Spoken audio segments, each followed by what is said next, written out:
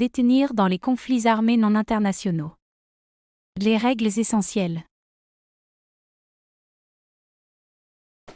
Lors de conflits armés, il est courant que des personnes soient arrêtées et détenues. Le droit international humanitaire fournit un ensemble de règles essentielles pour garantir que les détenus soient traités avec humanité. À partir du moment où un ennemi se rend, ou est blessé et ne combat plus, il ne doit lui être fait aucun mal, encore moins le tuer. Dès que possible, les détenus doivent être évacués à bonne distance des hostilités. Les informations personnelles permettant d'identifier les détenus, telles que leur nom, leur date de naissance, leur rang ou leur numéro de service, doivent être enregistrées. Les supérieurs hiérarchiques doivent être tenus informés de toute personne détenue.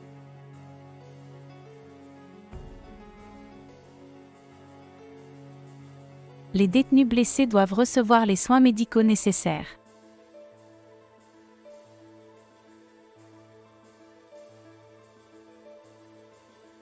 Et si besoin, être transférés à l'hôpital.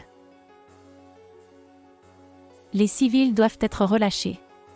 Ils ne doivent pas être détenus même si par exemple, ils sont employés comme cuisiniers par l'ennemi, sont tenus d'aider logistiquement les soldats ou sont des membres de leur famille.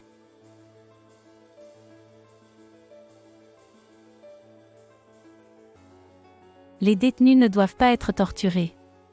Ils ne doivent pas être battus et doivent dans tous les cas être traités avec humanité.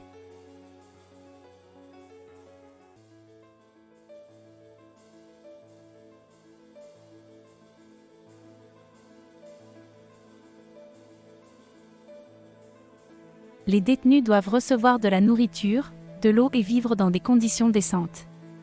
Au minimum, les gardes doivent partager leurs propres ressources avec les détenus.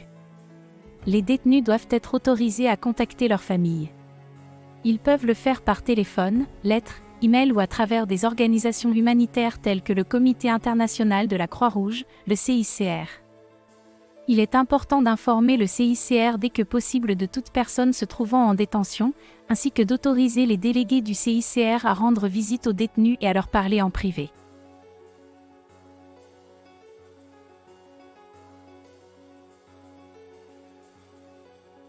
Aux mains de l'ennemi, les détenus sont vulnérables aux abus. Il est de votre responsabilité de les traiter avec humanité.